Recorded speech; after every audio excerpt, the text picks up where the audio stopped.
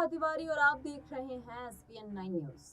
हरियाणा और पंजाब के प्रदर्शनकारी किसानों ने आज दिल्ली की ओर मार्च को शुरू कर दिया है। 200 से ज्यादा किसान संगठन दिल्ली चलो मार्च के लिए राष्ट्रीय राजधानी की तरफ बढ़ रहे हैं। हालांकि शंभू बिहार पर किसानों के सीमा को दाखिल होने से रोकने के लिए पुलिस की ओर से आंसू गैस के गोले छोड़े गए। जी हाँ, वहीं सरकार ने कहा है कि किसी भी समस्या का हल केवल बातचीत के जरिए ही निकाला जा सकता है।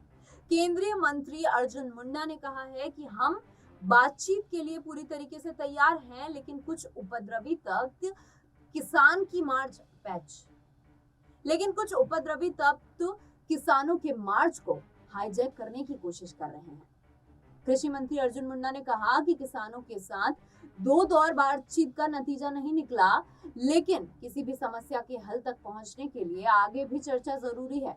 उन्होंने आगे कहा कि हम कोई रास्ता निकालने के लिए बिल्कुल तैयार हैं। अर्जुन मुंडा ने कहा कि किसानों को इस बात का ध्यान रखना चाहिए कि अन्य लोग उनके प्रदर्शन से फायदा उठाने की कोशिश कर रहे हैं। उन्होंने सरकार पर भरोसा रखने का आग्रह जताया है। मुंडा ने कहा है कि इनमें कोई ताकतें हैं जो किसानों को बदनाम करने की कोशिश कर रही हैं। ऐसे लोगों को सावधान रहने की जरूरत है।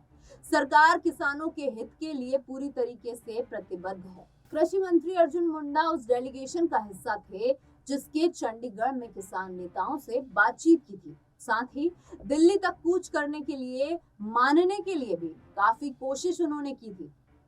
हालांकि बैठक में कुछ मांगों पर सहमति बनी थी, लेकिन न्यूनतम समर्थन मूल्य यानी कि एमएसपी की गारंटी देने वाले कानून उसके सहित 3 प्रमुख मांगों को सहमति नहीं दे पाए।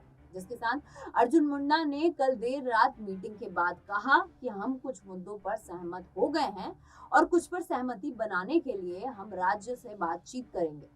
हम बातचीत के जरिए समाधान निकालने की कोशिश कर रहे हैं। जी हाँ, ये बयान था देश के कृषि मंत्री अर्जुन मुंडा का। फिलहाल के लिए इतना ही। देश दुनिया की तमाम खबरों के लिए देखते रहिए एसपीएन 9 न्यूज।